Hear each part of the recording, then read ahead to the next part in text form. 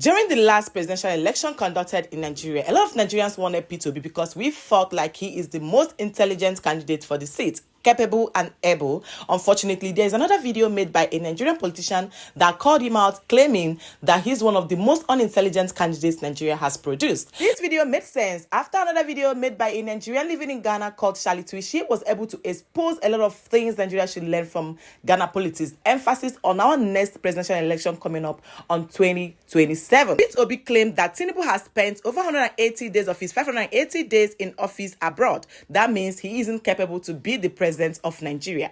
If Peter Obi is called out as unintelligent candidate that Nigeria has ever produced, don't you guys think that we need to hear what Charlie said on the reasons why she thinks Ghana recruits good leadership, emphasis on how amazing president of Ghana is? Watch these videos. Peter Obi, very unintelligently, he was telling Nigerians that when dollar was 216 naira, you protested. But now that it's 1,500 naira, you're not protesting. That Peter Obi shows that he's a trader, not a leader. Dollar was never 216 naira. It was never 155 naira. It was never 145 naira. That is not what the price was. It was subsidized. Go back and fact check me. That was why it was at that price. The federal government was spending $1.5 billion every month to subsidize the naira at that particular level. Because Nigerians don't understand economics. They just understand eba, rice, and salt. They were not doing it for economic reasons. They were doing it for political reasons. Bola Tinubu was brave enough to say, I don't care what people will say about me. This is wrong. Because don't forget, the money that we're using to subsidize the naira was not money that we had. We were borrowing it. That's why, what's the name? Emefiele is in jail today. Because they borrowed 38 trillion naira. Dollar was 460. It's now 1,005. Fuel was 238. It's now about 700. Diesel was 844. It's now 1,415. A bag of rice is 35,000. Is now about 80. This year alone, the government, through the Central Bank of Nigeria, have issued and taken from the system borrowing of over 16 trillion naira. You can imagine the interest at almost 20%. It's about 3.2 trillion after 12 months. At that, last year, in a period of 9 months, we spent about 5.7 trillion servicing as debt interest on our payment. By the time he took over last year, we were still the biggest economy in Africa with $477 billion as our GDP, followed by South Africa. We are number 4. And we are now 252 billion GDP economy. It's even worse when you go to our per capita. We are actually 1/4 of per capita of the list of these nations that I mentioned.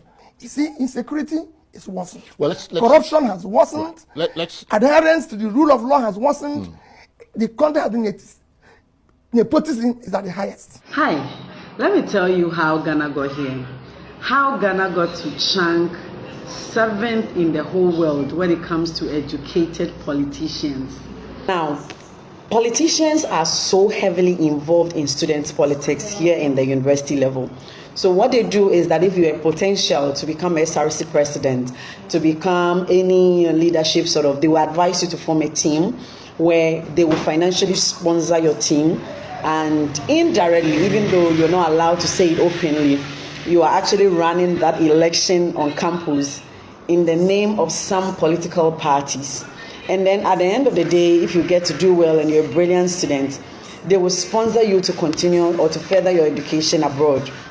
Political parties sponsored people to go to school or do their masters, do their PhD, do their doctorate degree in Canada, in US, just name it. And then after that, you come back to Ghana to serve in the party. That is where they will now start encouraging you to stand to be an MP, from being an MP to one position to the other, just like that. And so at the end of the day, the Ghanaian political fraternity is charged with educated young men. It's just if you don't have any qualification at all, at least your master's degree, dear, you must chunk it.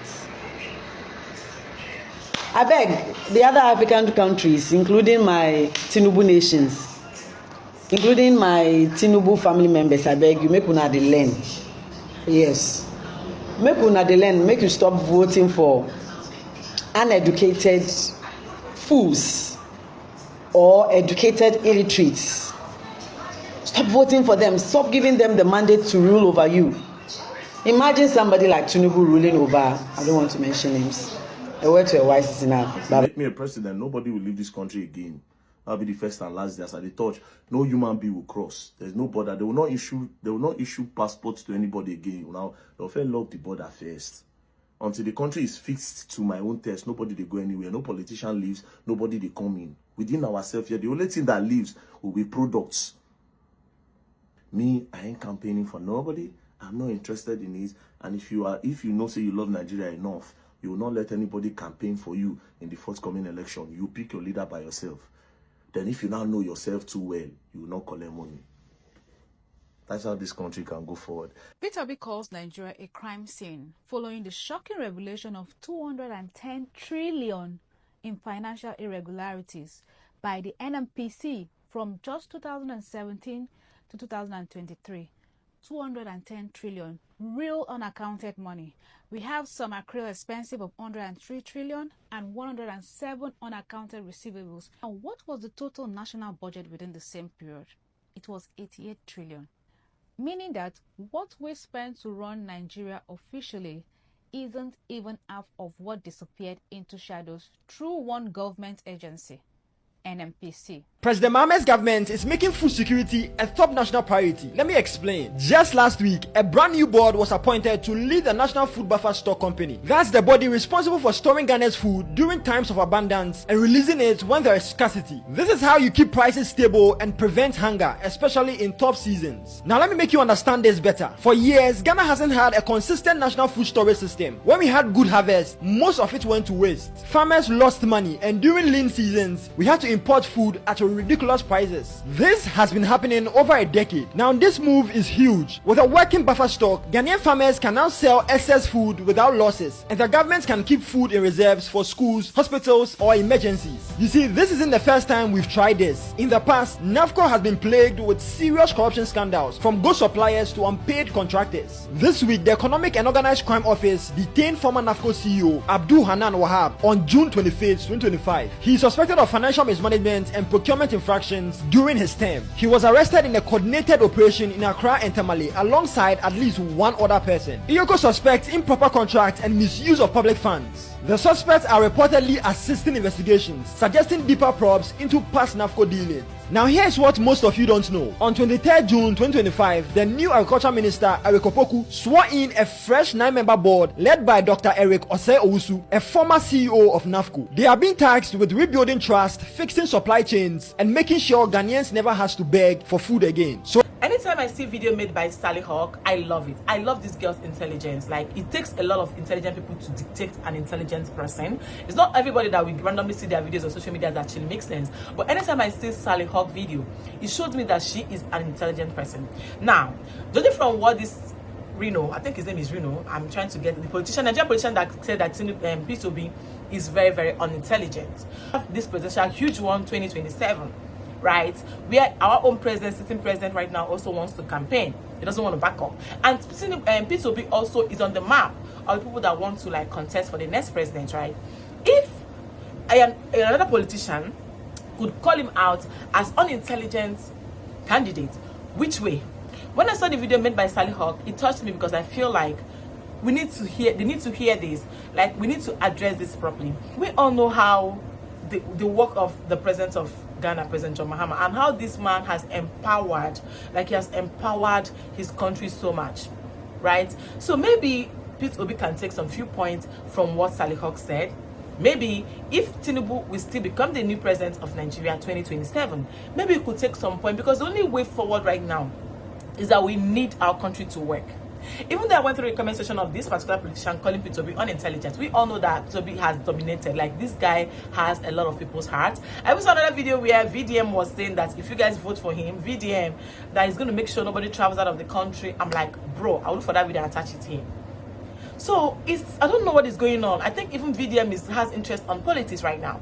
But has it met the age requirement? Because I cannot think there's a particular age you have to be before you can be allowed to contest for the president, right? But I just don't know if we should walk along with Gen Zs. Like, we all know that Gen Zs has been trending, like the young are taking over and dominating. But then again, I just want it to work. Some people kept saying things like this particular politician is because he wanted something and he got denied, like he's pissed because he didn't get what his selfish reasons. But I don't know if there are oppositions to what he's saying, because we all know that politics is a very dirty game. One opposition is not working hand in hand with the other opposition, so it's always a clash of, I would like to say, crash of titans for me. But I just want something. I just want the best. I want the best for my country, Nigeria. There are a lot of fears, a lot of speculations, a lot of failed promises, a lot of things going on. Naira depreciating day by day, falling drastically against cities. Our GDP crippling. Even where Ghana is right now, our GDP not even reach anywhere, right? Like, insecurity is on the rise. There are lots of embezzlement of cash happening in Nigeria. A whole lot of things are going wrong. A whole lot of things are going wrong in Nigeria. And I kind of feel like the only way out right now is for us to get a good leader that is intentional, a good leader that has the interest of people at heart, not the ones that will still come and continue from where our former president started from. Like, it's actually getting crazy at this point. I don't even know what to say, but I just hope and pray that this our forthcoming election will be peaceful. And I just hope and pray that whatever this lady Sally Hawk said on the reasons why Ghanaians select intelligent leaders, good leaders, should be applicable to our own country, Nigeria, so that at the long run we'll definitely achieve our aim. I'm going to rest it here. Thank you guys so much for watching up until now. Let me know what you think in the comments. If this is your first time coming across my face, my name is Uju. You are highly welcome to Uncut with Uju. Don't make sure to subscribe, and I'll see you guys in my next video. Bye guys.